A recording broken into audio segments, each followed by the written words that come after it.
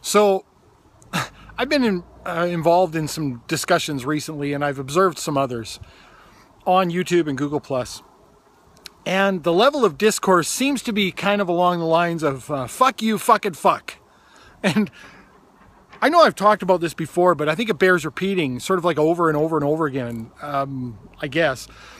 I'd actually responded to someone who was engaged in, I was kind of a third party in a discussion, and I'd responded to someone by saying, you know, what about rational discourse? What about just engaging? You know, ask pointed questions, of course, you know, be hypercritical. I'm all for that. But, you know, personal attacks and launching into tirades doesn't help anybody. And the person had asked me, you know, why should I be civil to a person who is exhibiting, you know, this and this and this behavior? The behavior he was referring to was not making logical points and maybe being involved in sophistry or something like that. Well, the reason is because you still share space with people. And just because you dismiss someone in a rant or a tirade doesn't make them go away, and it doesn't take away their voting power and their voice in the discussion. So better you should try to convince them, win them with your argument. The whole idea is that ideas are supposed to be what's important, not personalities, and rationality is supposed to win the day. Now, I understand if you get to a point where you clearly cannot reason with the person, you say, listen, I'm going to step out. But these discussions derail far quicker than that, the ones that I've seen. And, you know, it's kind of interesting to me, too, the manner in which people do it sometimes. So the one example I was referring to, the person suddenly launched into all caps, fuck you, etc., etc. And then when the person said, listen, I told you, you deal with me rationally and respectfully or not at all, I'm done here. Then the person who launched into the all caps tirade said, oh, have I triggered your victim mentality? Well, how aggressive passive of you to do that, right? This is the who farted argument, right? It's just so, I want to say childish, and that's just an insult to children. It's so immature. And again, this person doesn't just disappear then. What seems to me to be going on, and you know, you talk about the West, we have this really, really polarized situation between the right and the left, especially in the US. I mean, it's damn near 50-50. And everybody seems to be hell-bent on getting into ideological hot wars instead of letting rationality and empiricism guide the way. And often it's secularists. These are the people who claim to be the most beholden to rationality and empiricism. They're the ones who are ready to just write other people off. Fuck you, you're a piece of shit, I'm done with you, instead of trying to make the case. And in the instances that I've been witnessing, quite often it's the person who doesn't storm off and slam the door that's saying, show me where I'm in error. Please point out in my argument where I've made a mistake. And then the other person slams the door and storms off. And I'm sure the powers that be, if there is such a thing, just love that everyone is so willing to engage in these ideological hot wars, because of course then both sides of the political spectrum can offer their solutions, right? And it gives them a platform, something to fight for. Instead of people extending an olive branch and coming to the table and being prepared, and I think this is probably the root of a lot of this, being prepared to be shown where they're actually wrong.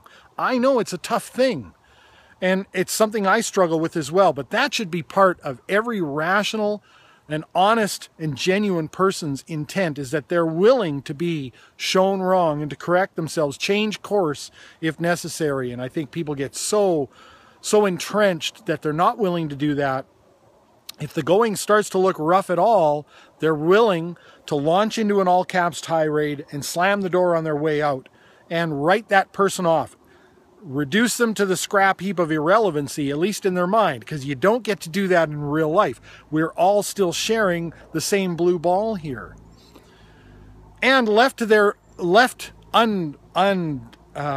unencumbered, I think these ideological hot wars then become the tribalism that we see across the world, where people are willing to enact all kinds of pain and misery on other people because they've been able to disconnect themselves. They've been able to demonize the opposition in their minds. They're dehumanized. This is a tool of war. You know, the war hawks have done this throughout time, demonize the opposition, dehumanize them to get the support of the populace in order to launch some sort of an offensive. And that happens in ideological camps as well. And I think this can have some very dangerous ramifications, these ideological hot wars and an unwillingness to connect with the basic humanity on the other side of the aisle.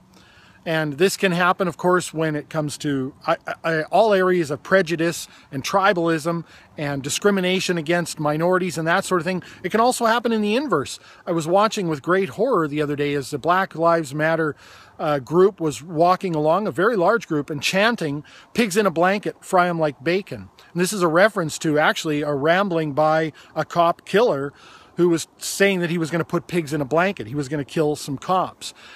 And this is a basic disconnection, I think, from the humanity on the other side of the fence. You know, if you look at the couple of police officers that were killed recently and hear their stories and about young daughter and young son who are now going to be growing up without their father. And I don't understand how this kind of sentiment, this fry 'em like bacon sentiment, ever is going to lead to a toning down of the tensions. It seems to all be ramping up to this ideological hot war. And I, for one, think that we're damn near ready for some reaching across the aisle and some compassion and genuine humanity and respect for one another. I see the opportunity here for people to have reasonable discussions, and I'm not naive to think that everybody's going to leave agreeing on a subject. But can we not all just at least agree that we're all human beings and deserving of a little bit of basic dignity and respect, at least until that's proven otherwise? And I think obviously it should take a pretty serious offense for someone to lose the right to some basic human dignity and basic respect. And what I see happening all too often in these ideological hot wars is people don't even start with the premise that someone holding an ideological opposite position is deserving of any dignity, any civility, and any respect.